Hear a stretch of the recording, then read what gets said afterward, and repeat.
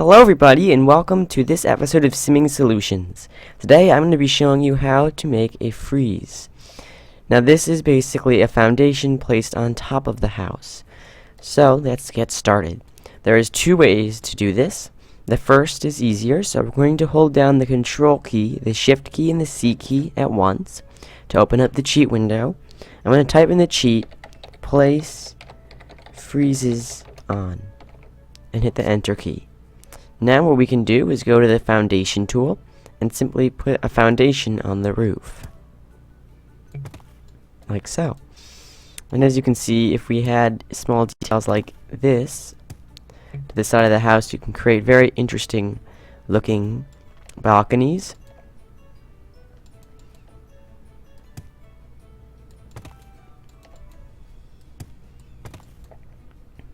So, as you can see here, using Friezes, we've created a very interesting looking house, and we can continue the paint up like so. And as you can see, what we've done here is made this house look very interesting because it has interesting architectural details like this section here, this balcony, as you can see, and this indent here creates interest.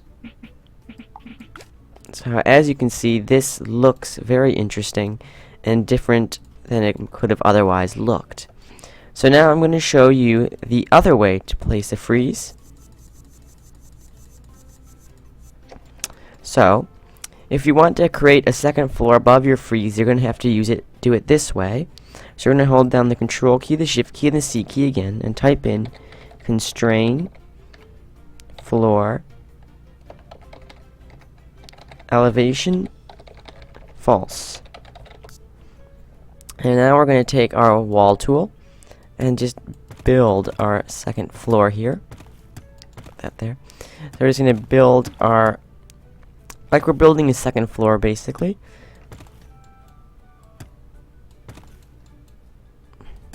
So now that we have that done, we can paint it here.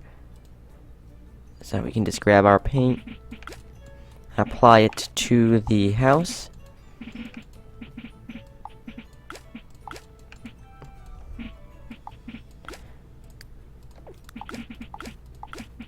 So now that we've done that, we can go and grab the floor tool, put some floor on the top and on this level here, and then we're going to grab the stair tool, and we're going to take our stairs and just take it and drop it down on top of this, on the top of the roof. So we've created this indent. We can do it again and again. So as you can see here, basically created all of these stairs, creating a hole in the house. So now you can see this is going to be a thickness of our roof. So basically we're going to take away the stairs and grab the level terrain tool and just go from this low point down and just drag across. So there you go. So now you've created another frieze, and depending how many stairs you put, you can control the length, the height of this frieze. So now to create a second level, it's very much the same way. So say I just want to build a neat looking upstairs, so we can do this.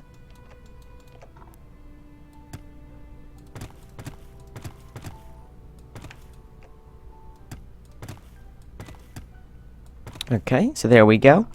And now what we're going to do is we can simply finish off this level here with some paint.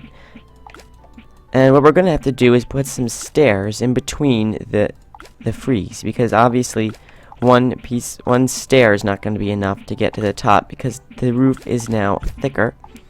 So in a moment, when I'm finished with the paint, I'm going to show you how to do that. There we go.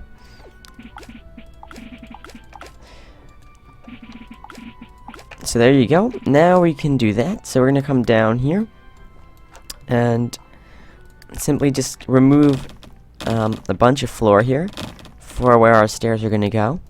So we can take our stairs, turn off the cheat, constrains floor elevation. So we're going to hold down the Control key, the Shift key, and the C key, press the up arrow, and change false with true. hit the enter key.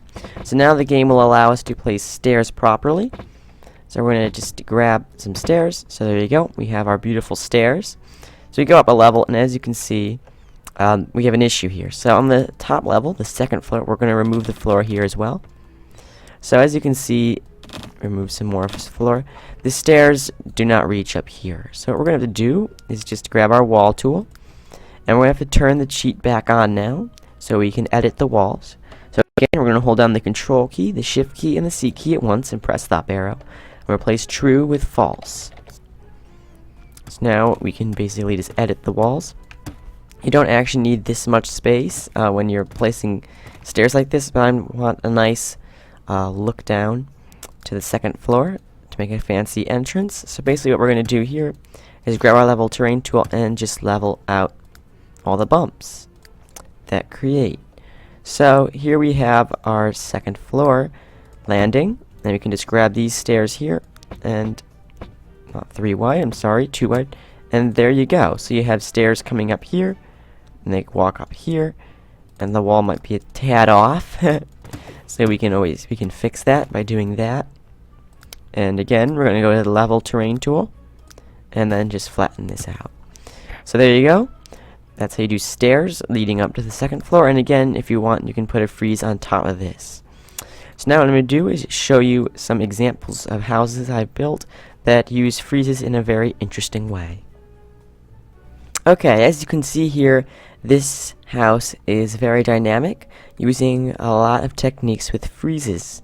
This house is called Modern in Black and White, and I just recently completed it. And as you can see, it is very interesting in its use of friezes. I could come down a bit here. You can see the way that this actually works is that there's this white layer here, which is a frieze, and then it goes in, zoom out a bit, it goes in, and we have another frieze level here, and then it comes back out for the second floor. And as you can see, this is used to make very interesting little details, like even just this bit here, we have this indented black part, and again we see that we have the indent here, and it also creates very interesting looking interlocking parts of the house here. As you can see, the way this interlocks is very interesting. And this house does have a double frieze in between the levels, the first and second floor. That's how I was able to get this to look like this. As you can see, there's another indent there. So that's how I was able to make it look this interesting. So the stairs, of course, are a bit interesting because of this. So we have the first level where the stairs go up. And then upstairs, we have the first frieze level where you have to turn around and you can head up these stairs here. The next frieze level where the stairs continue to the top. So as you can see, there is quite a lot of stairs in this house, but that's the only way you can really do it. Because if you take these stairs and just continue them off the end of this stair, the stairs aren't usable by Sims, so you have to have this level in the middle. So now I'm just going to show you one more house that uses friezes in an interesting way. Okay, so this house, as you can see, again, it uses friezes in very different ways. And as you can see, it looks very interesting. So again, I have the indent here, and I also have it over here. So it does use some of the same techniques. And it is a double frieze. However, this is still, this is actually a one-level house. Yeah, it's still a double frieze here on top of it. But actually, it's a triple frieze because we have these parts in the top, which are another frieze levels, except, they're just smaller and separate. And from top down, these add quite a lot of interest to what would normally be a rather plain roof.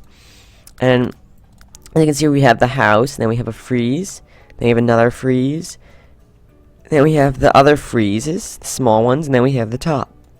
So, as you can see here, these friezes can be used to make houses look very different than they have otherwise looked, and it helps you make very creative looking buildings and structures.